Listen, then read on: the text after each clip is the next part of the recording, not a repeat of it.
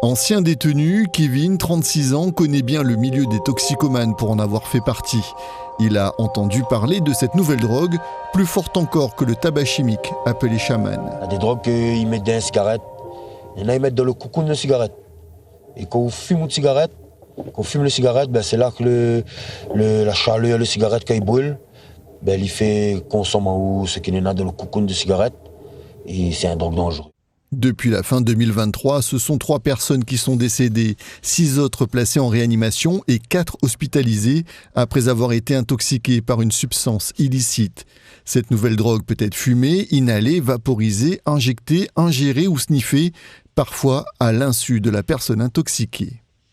Sur l'ensemble des 13 cas, nous avons assez peu d'informations sur la forme de consommation. Certains ont été fumés, c'est sûr, et pour les d'autres, ça peut être ingéré ou vaporisé sur une cigarette. On a des difficultés à disposer des informations.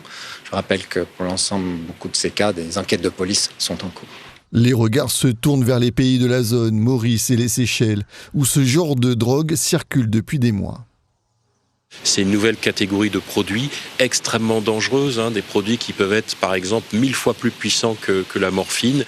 Certaines des personnes intoxiquées racontent qu'en quelques minutes, voire secondes, après avoir fumé, elles ont ressenti une asphyxie brutale qui les empêche de respirer.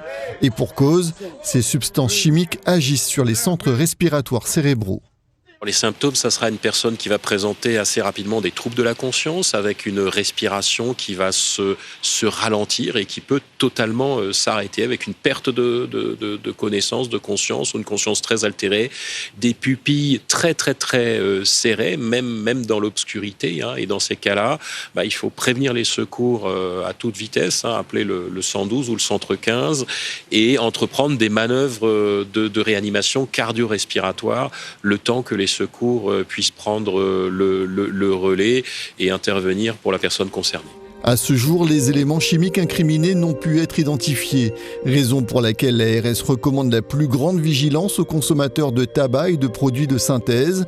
Il est ainsi demandé aux fumeurs et à leur entourage de ne pas accepter de cigarettes ou tout autre produit sans en connaître la provenance.